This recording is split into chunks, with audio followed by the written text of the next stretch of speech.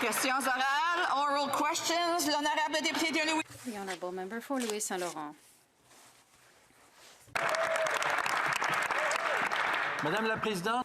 Madam Speaker, in 2 weeks all Canadians will celebrate Christmas, but this Christmas might not be so joyous as Canadians would have wished. Why? Because the first concern of all Canadian families today is the cost of living, which continues to rise. Madam Speaker, for days and weeks we've been talking about it, and yesterday the figures came out. The Canadian Food Price Report tells us that it will cost $1,000 more for all Canadian families. Why is the government refusing to deal with inflation, which is hitting all Canadian families?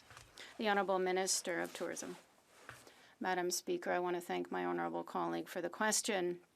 I congratulate him on his re-election. With regard to the question of concern that Canadians are facing with regard to inflation, we know that this is a global phenomenon and not just a problem here in Canada. I want to reassure Canadians that we are working hard to make life more affordable.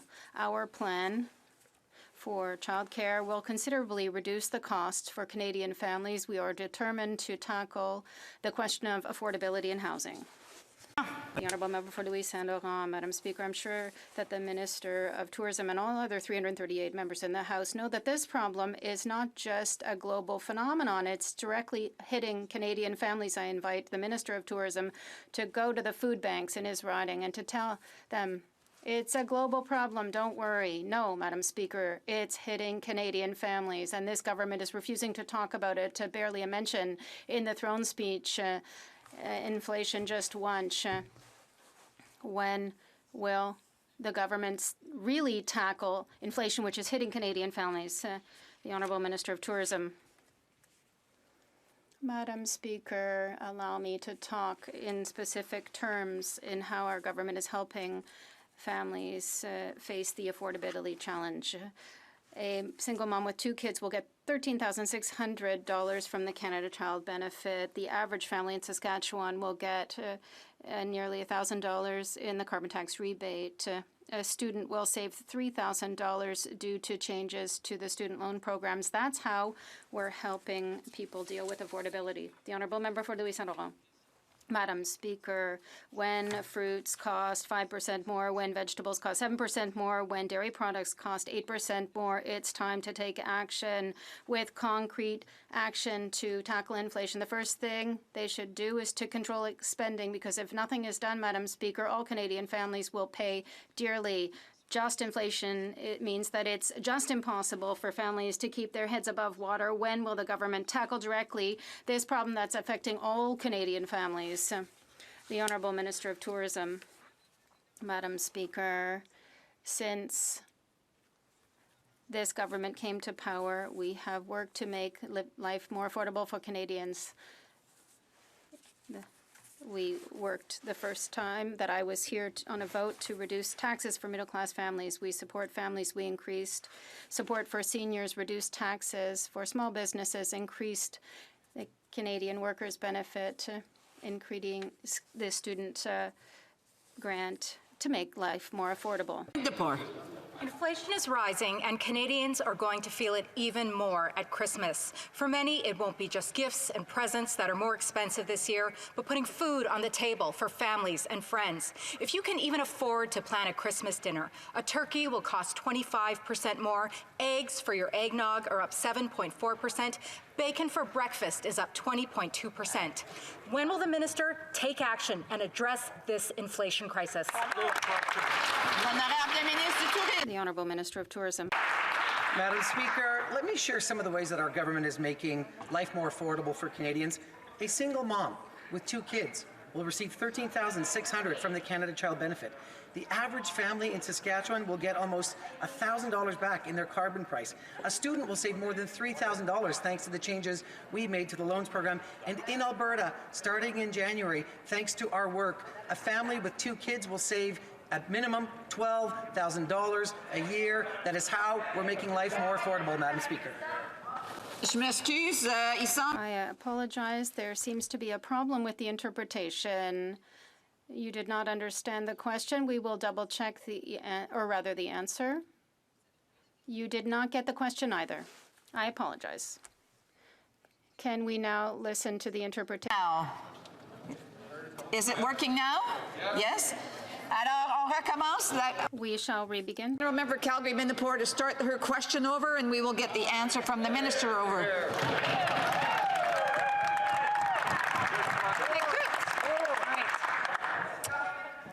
Inflation is rising, and Canadians are going to feel it even more at Christmas. For many, it won't be just gifts and presents that are more expensive this year, but putting food on the table for families and friends. If you can even afford to plan a Christmas dinner, a turkey will cost 25% more, eggs for your eggnog are up 7.4%, bacon for breakfast is up 20.2%. When will the minister take action and address this inflation crisis? The Honourable Minister of Tourism. Speaker, let me share some of the ways that the government is helping Canadians with the very real challenge of affordability. A single mom with 2 kids will receive $13,600 from the Canada Child Benefit. The average family in Saskatchewan will get almost $1,000 in their carbon price rebate. A student will save more than $3,000 thanks to the changes we made to the loan programs. And in Alberta, a family of 2 using childcare starting January 1 will save at a minimum $12,000. That's how we're making life more affordable for all Canadians. Do you want to ask members to hold off? They're not being called on to speak at this point. And so we do want to hear the question just as much as we want to hear the answer. The honourable member Calgary Minderpoor. Inflation is making goods and services more expensive this Christmas. Families were already struggling to make ends meet, and now many will have to decide between heating their homes or feeding their families. Natural gas is up 18.7%, and food bank visits have climbed 20% and are expected to double in the months ahead. The costs keep climbing, but the paychecks just aren't keeping up. Will the government start taking this crisis seriously and address inflation before the clock strikes midnight? The Honourable Minister of Tourism. Madam Speaker, we absolutely understand that inflation and affordability are pressing concerns for Canadians. We also know that this is a global phenomenon and not a made-in-Canada issue. I also want to assure Canadians that we're working hard to make life more affordable. Our childcare plan will reduce costs dramatically. We are committed to addressing housing affordability. We were there for Canadians when the COVID recession hit, and we will be there for Canadians as we face this challenge together.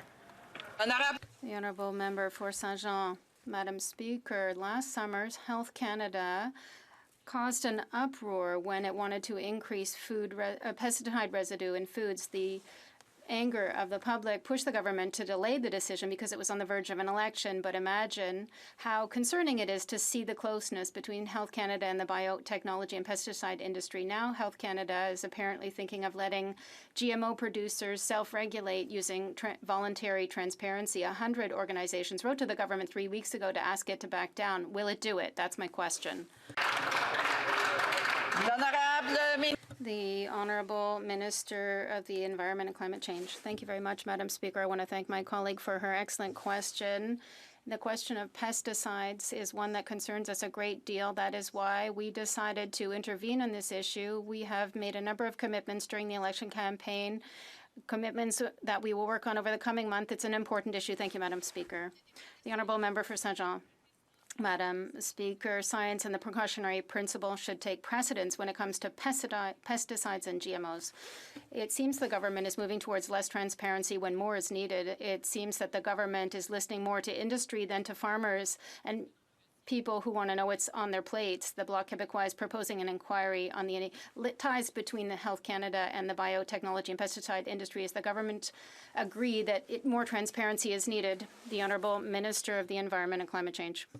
Thank you, Madam Speaker. We fully agree on the need to have greater transparency. That is why we asked for an independent review of some of the processes that are already in place with regard to pesticide approvals. We will continue to do the work in relation to this issue over the coming months. Thank you, Madam Speaker. The honourable member for New Westminster Burnaby. Yesterday's PBO report is crystal clear. Under this Liberal government, inequality has reached unparalleled levels. The ultra-rich are richer than ever in this Prime Minister's Canada. But still, Liberals resist a wealth tax and do nothing about overseas tax havens. Madam Speaker, Canadians are struggling to put food on the table, to keep a roof over their head, and to pay their bills. In the fiscal update next week, are the Liberals going to put the interests of the ultra-rich ahead of those of everyone else yet again? The Honourable Minister of Tourism. Merci, Madame la Présidente. Thank you, Madam Speaker, and I want to thank my honourable colleague for the question. Committed to asking those who prospered during the pandemic to help pay a little bit more for those who did not. Our platform committed to raise corporate income taxes on the largest, most profitable banks and insurance companies and introduce a temporary Canada recovery dividend given that they've recovered faster. We are working to implement a global minimum tax. 136 OECD G20 framework members have already signed up. Honourable member for North Island, Powder River. Madam Speaker, this government has a pattern of punishing the poor and rewarding the rich. After clawing back the GIS from the most vulnerable seniors in this country and then failing to fix it for months, finally the Deputy Prime Minister committed to fixing this issue quickly, but in many cases, this is far too late. Working seniors across this country are already living on the streets. Stop punishing seniors with red tape. Will this government promise to get it done now so seniors get this much-needed amount of money immediately? The Honourable Minister of Seniors. Thank you, Madam Speaker. And Madam Speaker, we know just how challenging this pandemic has been for seniors. But Madam Speaker, every single step of the way, our government has been there to support seniors, especially the most vulnerable, by strengthening their GIS, Madam Speaker. We moved very quickly to provide immediate and direct support to seniors, Madam Speaker, this summer. When it comes to that issue, Madam Speaker, we're working hard to find the right solution to ensure that and support those most affected. As always, we will be there for seniors. The Honourable Member for Fort McMurray, Cold Lake. Thank you, Madam Speaker. Millions of families across Canada are being left behind by the exponential rise in the cost of necessities like gas and groceries due to the reckless Liberal spending. The burden of inflated cost of living is especially felt by Canadians who live outside of the transportation hubs of central Canada, like the working class families in my riding. Canadian families are struggling right now, yet the Liberals plan to spend even more, further ballooning costs of necessities. When will the Liberals admit that their policies are responsible for the inflation crisis and clean up their mess? The Honourable Minister of Tourism. Madam Speaker, I congratulate my honourable colleague on her election and would like to say that we understand that the economy recovery is not equal across the board, but here are the results of our plan, Madam Speaker. 154,000 new jobs created in November, 5.4% annualized GDP growth in Q3, 106% of jobs recovered, AAA credit rating, the lowest debt to GDP ratio in the G7. The Conservatives don't like that the economy is growing, but we do, and so do Canadians. The Honourable Member for Fort McMurray, Cold Lake. Merci, Madame la Présidente. Thank you, Madam Speaker. According to a recent study, the cost of food will increase by 5 to 7% in 2022, adding nearly $1,000 to the food basket of an average four-person family. The Liberals' inflation increases are pushing Canadian families to their limits. The Prime Minister is responsible for this failure. Will the Liberals finally start worrying about monetary policy? The Honourable Minister of Tourism. Madam Speaker, it's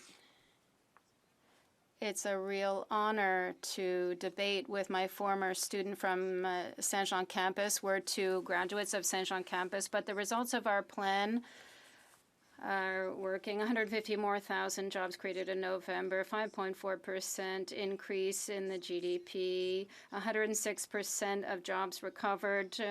We are moving ahead with the economy. Conservatives don't like it. We like it, and so do Canadians. The Honourable Member for Mégantic-Clérable. Madam Speaker, the student has surpassed the master. Madam Speaker, for the second time since the beginning of the pandemic, the Auditor General has been severe with regard to the Liberals' management. 1,156 travelers who tested positive to COVID were lost in the system. 1,156 people with COVID came into Canada, and the Public Health Agency lost track of them. We're talking about over 1,000 people who were walking around with a virus, perhaps without knowing it in Canada. How many other people were infected? How many classes closed? How many additional quarantine orders, Madam Speaker? Merci, Madame. Thank you, Madam Speaker. We want to thank the Auditor General for her report and her conclusions. Our government has always ensured to protect Canadians and adapt our response to COVID-19 based on the most recent scientific data. We accept all the recommendations of the Office of the Auditor General from this audit, and work is already underway to follow up. We will act very quickly, and the Conservatives wanted to do a lot less. The honourable member for Mégantic-L'Érable, they didn't do anything to shut down the borders immediately or get the vaccines. Other conclusions from the Auditor General, 30% of the results were missing or misidentified, unable to identify those individuals. So incoming travelers weren't tracked to see if they obeyed the quarantine. The statement was that the agency didn't apply supplementary border measures to limit the introduction of the variants in Canada and the virus. Canadians want to know why the Liberals have learned nothing 20 months later. The Honourable Minister of Natural Resources. Thank you, Madam Speaker. It's difficult sometimes to understand what the Honourable Member is saying. Sometimes he wants us to do more, and sometimes he wants us to do less. We have worked very hard to ensure the health and safety of Canadians, and we will continue to do that. We will continue to take measures in the future. Hill. Mr. Speaker, the government's mismanagement of this pandemic has hit a new low, and declosing the border isn't working, and neither is testing. From February to June, this government misplaced 30% of COVID tests from people entering this country. Almost 400,000 tests lost. Mr. Speaker, there are now new testing requirements. This government isn't protecting Canadians 20 months into the pandemic, and they haven't gotten testing right. Why would Canadians trust you? I do want to remind the honourable member to address the questions and comments through the chair and not directly to the member. The Honourable Minister of Natural Resources. Thank you, Madam Speaker. We certainly thank the Auditor General for her recent report and her findings. Our government has worked extremely hard to protect Canadians, working to address the issues associated with COVID-19 based on the latest science and evidence.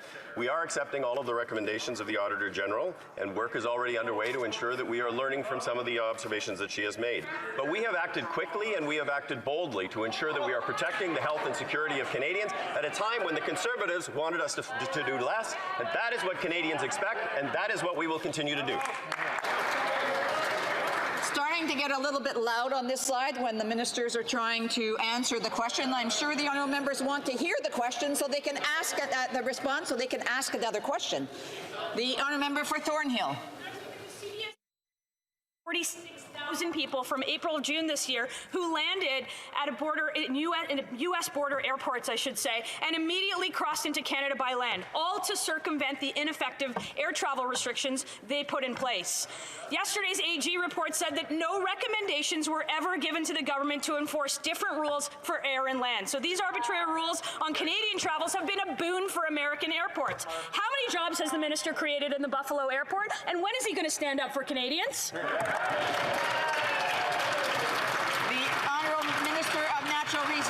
Thank you, Madam Speaker. As I have said a number of times today, the government has worked very hard to protect the health and security of Canadians. That is what Canadians expect a responsible government to do. We certainly recognize and acknowledge the recommendations that were made by the Auditor General. We can and shall do better going forward, but we have done extremely hard work. We have put in place measures that have been effective in protecting the health and security of Canadians, and we are going to continue to do that. I want to remind the members of the official opposition one more time that when someone else has the floor, to listen to the answer, even though they may not like the answer, and prepare for their next question instead. The honourable member for Shefford. Madam Speaker, we learned yesterday that groceries will increase by 7% next year. This means it will cost nearly $1,000 more for a family. Madam Speaker, this is extremely bad news also for seniors between the ages of 65 to 74. And the government is refusing to increase the old age security for them. With the increase in prices, they're creating two classes of seniors. is literally forcing people to take groceries out of their cart and putting them back on the shelves and go line up for a Christmas basket. What will it take for the government to understand that it needs to increase the pension for all seniors? The Honourable Minister for Seniors. Speaker, Madam Speaker, our government's priorities have always been to support seniors, especially those most vulnerable. But when it comes to our record on seniors, Madam Speaker, I'm proud of our record. One of the first things we did as a government is to restore the age of eligibility for OAS back to 65. We have enhanced the CPP. We have strengthened the OAS and GIS. Madam Speaker, we will be increasing OAS by 10% for those older seniors. We have an ambitious agenda for seniors, and we're going to continue to make sure we deliver for seniors across Canada. Thank you. The Honourable Member for Shefford. Madam Speaker, that's not what we're talking about. It'll take more than words. It'll take action. There are too many seniors who are being left behind. Not only is the government refusing to help those under 75 years of age, but it's attacking working seniors getting the Guaranteed Income Supplement or GIS. It's cutting benefits for those who lost their jobs in the pandemic and who got CERB. We have the figures. We're talking about more than 183,000 seniors who will have to lose $3,500 on average. The government is cutting all of the GIS for 83,000 people who are going to be in a precarious financial situation while food costs are exploding. Why is the government attacking those who are most vulnerable? Strengthening income security for seniors has been a top priority for our government, and that's why, Madam Speaker, our government has strengthened GIS for vulnerable seniors. We provided, Madam Speaker, one-time payments for seniors during the pandemic to afford the things that they need. We will be increasing support through OAS for older seniors. We have an ambitious agenda for seniors. We're going to continue to make sure we have their backs. Thank you. The Honourable Member for Perth Wellington. Madam Speaker, 2022 marks the Platinum Jubilee of Her Majesty Queen Elizabeth II. In 1975, 2002, and 2012, the governments of the day issued Jubilee medals to mark this historic occasion and to deliver them to deserving Canadians. If these past 20 months has shown us anything, it's that there are so many deserving Canadians who stepped up in the fight against COVID-19. Yet here we stand in December 2021 and no announcement from this government for the Platinum Jubilee Medal.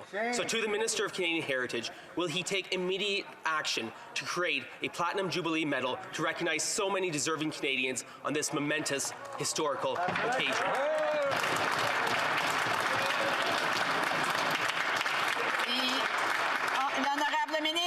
The Honourable Minister. Merci, Madame la Présidente.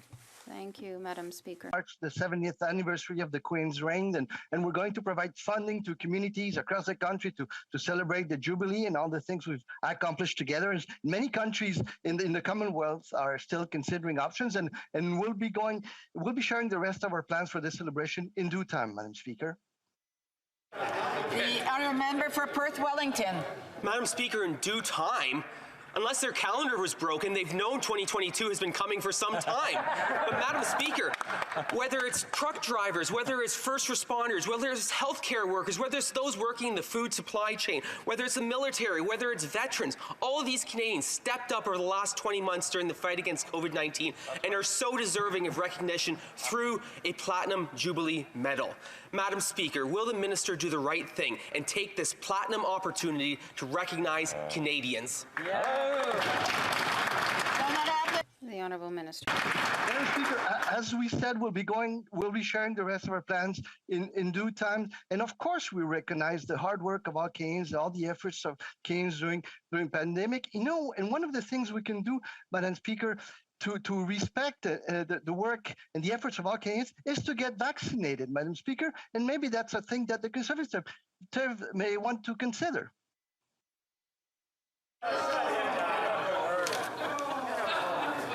The Honourable Member for Calgary Forest Line. Backlogs at IRCC continue to grow. As of October, there were 1.8 million applications in backlog and counting. Those aren't just numbers. They are families that remain separated, Canadian businesses unable to fill labor shortages, and refugees stranded in Afghanistan. This Liberal-made backlog is causing immense mental health issues at a time when loved ones need to be together, our economy needs workers, and refugees are desperate for safety.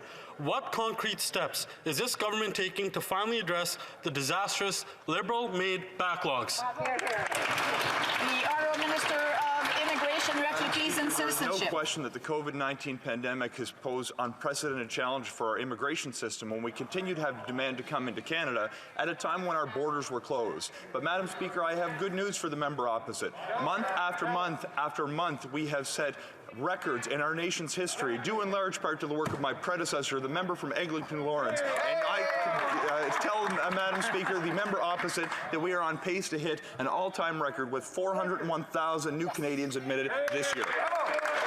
The honourable member for Calgary Forest Lawn. As the minister pats himself on a job well failed, Deepak Talwar is a business owner in Saskatoon.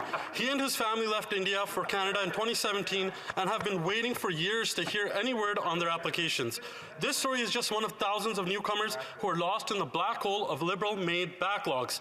My office hears these cases every day and the devastating effects it has on people. It is damaging Canada's reputation around the world. When is the government going to stop hiding behind excuses and finally get something done on immigration backlogs? The Honourable Minister of Immigration, Refugees and Citizenship. I thank the honourable member for his concern, and I'd point out when he's looking at the role immigration plays in the economy, we are going to set a record for the number of people who were admitted to Canada this year. I'd also point out that as of last month, 106% of the jobs lost during this pandemic have now been recovered, making our labour force participation rate the highest in the history of our country. We will make the necessary investments to reduce the backlog. I'm going to work on this issue. It has my full attention, and I look forward to sharing future investments in the near term with the member opposite. The honourable member for Vancouver East. The Auditor General released a damning report about the systemic failure of the Liberal government in ensuring temporary foreign workers are protected. Many workers tested positive for COVID-19 and some went home in a body bag. The government said that they'll take immediate action, but inspections only got worse. Employers were found to be compliant with regulations even though there was little or no evidence to support it. Are these lives dispensable to the government, or will the Liberals end this exploitation by giving all migrant workers permanent residence status now? The Honourable Minister of The Honourable Minister of Employment, Workforce Development and Disability Inclusion. Pardon me. Thank you, Madam Speaker. The health and safety of temporary foreign workers is of the utmost importance to the government. And I want to thank every single temporary foreign workers for what they've done for our food security over the course of COVID. Like every worker in Canada, they deserve to be safe in their workplaces. I thank the Auditor General in her office for the report and recommendation. We understand the importance of this audit and we agree with its recommendations and that they will guide our work ahead. Honourable member for Skeena-Balcony Valley. Madam Speaker, the Auditor General's latest report is a scathing look at this government's border measures. Turns out the Public Health Agency didn't track over a third of arrivals at the border. It didn't know whether people were actually staying in its quarantine hotels. A third of tests were missing or not matched up. And here's the worst part. Over 1,000 people tested positive for COVID and weren't even contacted. The border measures had one goal: to protect Canadians from COVID exposure. How did this government allow so many Canadians to be put at risk? The Honourable Minister of Natural Resources. Thank you, Madam Speaker. Protecting the health and safety of Canadians has been and always will be the top priority of this government. We thank the Auditor General for her report and her findings. Our government will work to ensure that we are implementing those recommendations on a go-forward basis. We have acted quickly and boldly, Madam Speaker, at a time when the Conservative Party wanted us to do less. We will continue to work to protect the health and safety of Canadians as we move forward. The honourable member for Mississauga-Streetsville. Madam Speaker, I'm glad to be able to rise today in recognition of International Human Rights Day, which recognizes worldwide the principle of the right to equality, justice, and freedom for all. Madam Speaker, International Human Rights Day also shines a light on the continued oppression of populations and groups around the world, such as the people of Myanmar. Can the Minister update this House on the work being done to support the people of Myanmar? The Honourable Minister. Thank you, Madam Speaker. As a young activist, I worked for 2 years for the Canadian Human Rights Foundation, and I'm particularly proud to stand on behalf of the Minister of Foreign Affairs today. I'm sorry, I can't hear the answer. I will ask members who I am sure still want to ask questions to wait and will allow the Honourable Minister to answer the question that was asked of him. The Honourable Minister. Young activist, I worked for 2 years for the Canadian Human Rights Foundation, and I'm proud to stand on behalf of the Minister of Foreign Affairs to thank the member for Mississauga-Streetville for her question, and I'm pleased to say that Canada has imposed additional sanctions today on entities affiliated with Myanmar's military regime. Today's announcement sent a clear message to the people of Myanmar that their resilience and quest for democracy and civil rights will not be diminished. Thank you, Madam Speaker. The honourable member for Edmonton West. Thanks, Madam Speaker. It's mid-December and there's still no public accounts. Now, there's disturbing stories that the Liberal government has actually reopened the audited public accounts and changed them for political gain. Earlier this week, when we asked, the President of the Treasury Board refused to answer. So I'll ask it again. Did the government reopen the public accounts and alter them for political purposes? Wow. The Honourable President of the Treasury Board. Committed to financial transparency, included for COVID-19 response spending.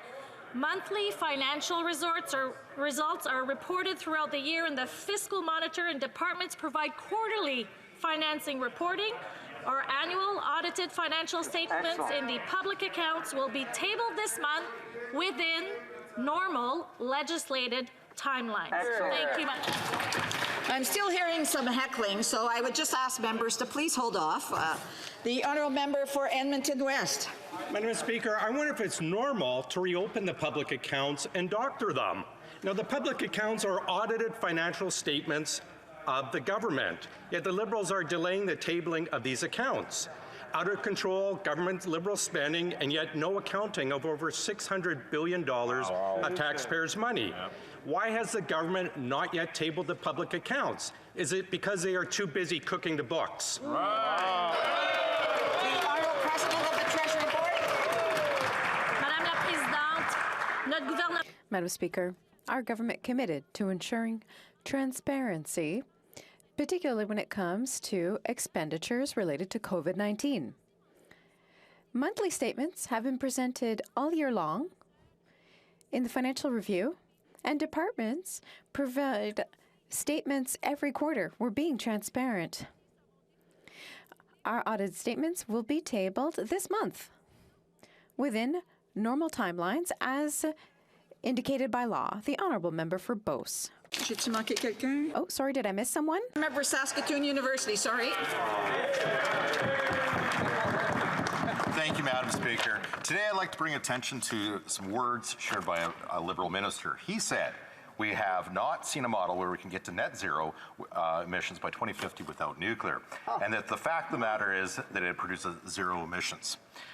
Kind words about the nuclear industry in Canada, but zero concrete action from this government on the nuclear industry here in Canada. Does the Minister of the Environment agree with his colleagues, or is he a science denier?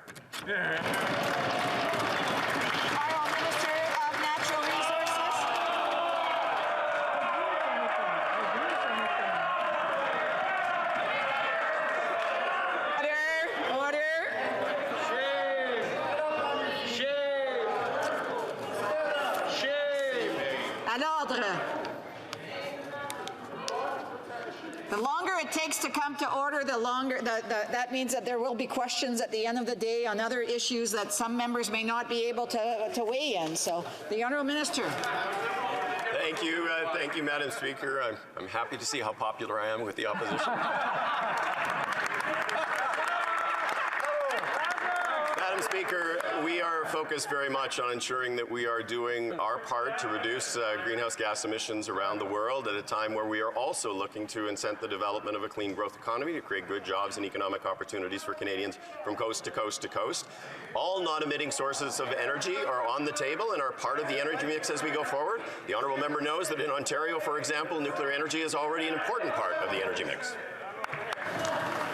Again, just want to remind members, I know it's Friday, you're all anxious to get home, but we need to get through the day here. L'honorable député de Beauce. Madame la Présidente. Madam Speaker, more and more seniors in my riding are facing financial hardship because of the pandemic. The current government has created two classes of seniors. The government really needs to review the indexation of pension funds. An extra dollar a month is not enough. The sharp increase of prices because of inflation is out of control, and our seniors deserve better. The Minister for Seniors keeps saying that she has an ambitious plan for seniors, but when is it going to be unveiled? The Honourable Minister for Seniors. Madam Speaker, from the very beginning, our government's priority has been to help those most vulnerable, especially those most vulnerable seniors. That's why we have worked hard to strengthen income security and the OAS that they rely on, Madam Speaker. Our plan delivers on our promise to increase OAS by 10% for seniors 75 and older. We will continue to deliver for seniors, especially those who need it the most as they age and as their needs increase. Thank you, Madam Speaker. Honorable député de Berthier-Masquinongé. Madame la Présidente, pour que les Québécois puissent... Madam Speaker, for Quebecers to eat locally, the essential contribution of temporary foreign workers is needed. That's why farmers pay thousands of dollars every single year to bring them into the country. This year, however, 243 workers left their jobs by breaking their contracts. Some are leaving for the United States. Others are being recruited illegally from Canada. Our farmers wake up in the morning to find their employees gone. What's the government doing to counter illegal raiding? The Honourable Minister. We're working hard to improve the temporary foreign worker system, especially for the agricultural sector. Frankly, we need more fairness between employers and workers. And that's what we're working hard on. The member for Berthier-Masquinongé. We all agree on fairness, but that's not what we're talking about.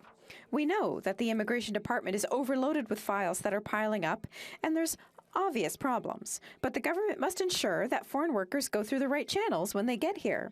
Those who illegally recruit temporary foreign workers from our farms are doing so to the detriment of our farmers and Quebec's food self-sufficiency. They're taking advantage of people who just want to improve their working conditions.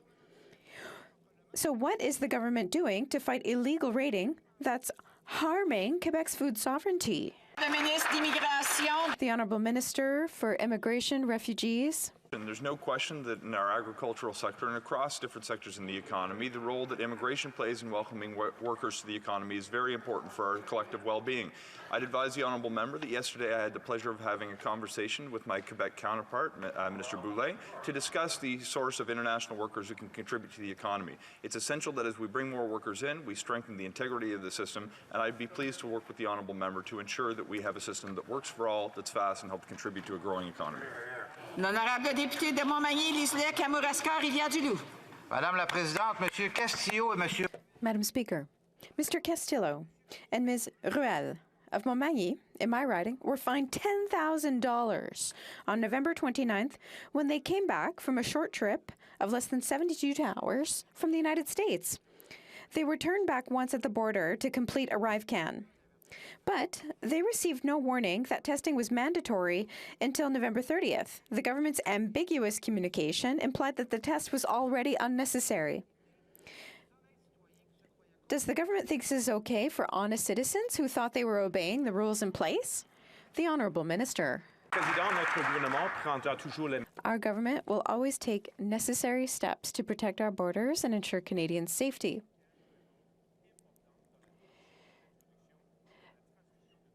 These are important measures to limit the introduction and spread of COVID-19. They are mandatory measures.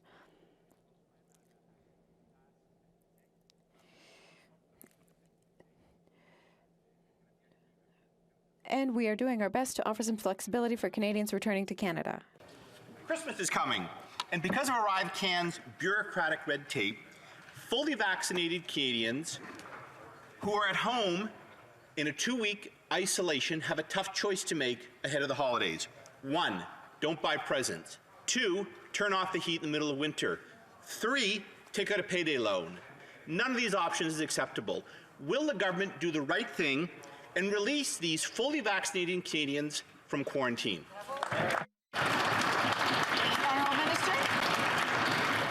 Speaker, as I just said, we have always taken the steps that are necessary to protect the health and safety of Canadians throughout the pandemic, and especially now as we continue to study the new variant of concern, Omicron. It is essential that we continue to use tools like ArriveCan, which protect the health and safety of Canadians. And my honourable colleague is worried about the holiday season. This government will always have the backs of Canadians to protect them, to provide them with the supports that they need so they can provide the gifts that they want to their loved ones as we head into the holiday season. Thank you, Madam. The honourable member for Charleswood, St. James, Assiniboia, Headingley. Madam Speaker, in October of 2020, the government stated that it does not directly or indirectly provide funds to the Union of Agricultural Work Committees, an NGO linked to the Canadian designated terrorist organization, the Popular Front for the Liberation of Palestine. This past October, Israel declared the UAWC a terrorist organization. In November, NGO Monitor reported that the UAWC is in fact receiving Canadian tax dollars. So I have a very serious question, Madam Speaker. Why are these Liberals funding terrorists? The Honourable Minister of the Environment. Speaker, and I thank my honourable colleague for his question. Canada is a steadfast ally of Israel and a friend of the Palestinians. Order. I'm just going to ask the Minister to remove his mask for the interpreters. Thank you. Madam Speaker, thank you very much, and I thank my honourable colleague for his question. Canada is the steadfast ally of Israel and a friend of the Palestinian people. We are committed to the goal of a comprehensive, just, and lasting peace in the Middle East, including the creation of a Palestinian state living side by side in peace and security with Israel. Our position remains that this can only be achieved through direct negotiations between the parties. Thank you, Madam Speaker. L'honorable député de Marc-Aurèle-Fortin. Madame la Présidente, il y a un an, notre gouvernement... Madam Speaker, a year ago, our government launched the 50-30 Challenge, an initiative to encourage Canadian organizations to increase diversity and inclusion on boards and in senior management. The challenge has two goals: 50% representation of women on Canada's boards and in senior management, and 30% representation of underrepresented groups.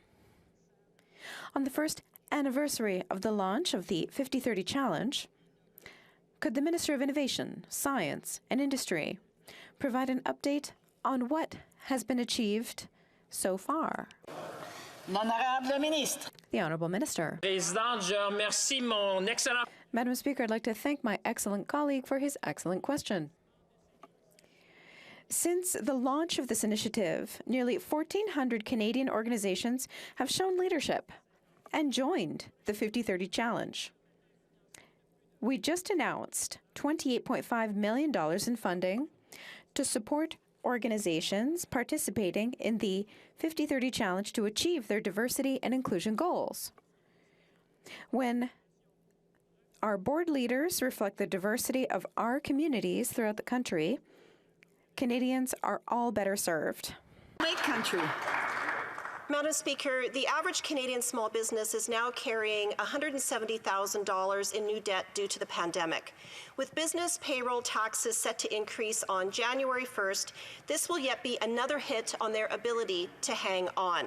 Yet, when I asked the government to freeze this tax hike, the Associate Finance Minister shockingly said businesses, quote, can afford this. Shame. Is this the Liberal tax policy on small business, that there's no problem, there's no issue here? Small businesses can afford this? The Honourable Minister for Tourism. Let's be clear. The CPP enhancement represents a major step in improving retirement outcomes for workers and reducing the uncertainty that many Canadians feel about being able to save for retirement. It addresses important challenges faced by young Canadians saving for retirement, such as declining workplace pension plans and prolonged periods of low interest rates. This strengthens one of the most successful social programs we have as Canadians. The honourable member for Dauphin, Swan River, Nipawin. Madam Speaker, the Liberals plan to limit the amount of fertilizer the farmers can use. Any plan to reduce emissions must not reduce the maximum crop potential. Canadian farmers are among the most efficient users in the world of fertilizer. But instead of working with them, this government is threatening the future of our ag industry. The bigger the crop, the bigger the paycheck. So does the Agriculture Minister know how much her cap on fertilizer will cost farm families and rural communities? The Honourable Minister. Madam Speaker, I want to thank the honourable colleague for that really important question. Farm families are absolutely at the very heart of all of our communities across the country. Supporting them, particularly through this very difficult time of the pandemic, has been a key and top priority for the government. We're going to continue to support farm families all across this country, and thank you so much to my honourable colleague for raising this very important issue. Thank you. The honourable member for Yellowhead. Madam Speaker, many seniors in my riding are frustrated. CERB was supposed to help those who are financial in need. Instead, after collecting CERB, many seniors received a letter to pay it back and lost their guaranteed income supplement. Now, through no fault of their own, they are strapped for cash because this government poorly explained how CERB would affect their pensions. Madam Speaker, when will this government stand up for our seniors instead of the fraudsters of CERB? Is this because of the member from Calgary Skyview?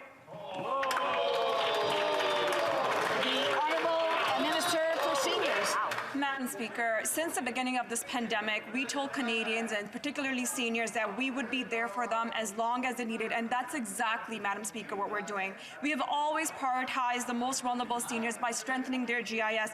We provided immediate and direct support to seniors this summer, Madam Speaker. When it comes to the issue that member raised on CERB GIS, we are aware of this. We're working on it to find the best solution for those affected. As always, we will be there for seniors. The member for Niagara Centre. Madam Speaker, many Canadians are struggling to find affordable housing, especially in my riding of Niagara Centre.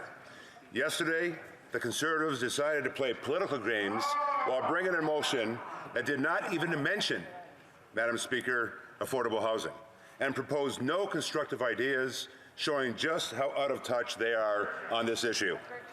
Madam Speaker, can the Minister of Housing and Diversity and Inclusion please tell this House about our government's real, concrete plan to address this issue? The Honourable Minister. Madam Speaker, I want to thank the member for Niagara Centre for his question and for his advocacy on this important issue. Since coming to office, we have invested over $27 billion in affordable housing, and we have helped over 1 million families find the housing that they need. Despite the petty political games from the Conservative Party, we have a real housing plan that includes a new $4 billion housing accelerator fund, a more flexible first-time home buyers program, and a rent-to-own program. We will not rest until every Canadian has a safe and affordable place to call home. Thank you, Madam Speaker. The honourable member for Cowichan, Malahat Langford. Madam Speaker, it's clear the RCMP is in need of serious reform. The RCMP have often taken concerning approaches which endanger Canadians rather than keeping them safe.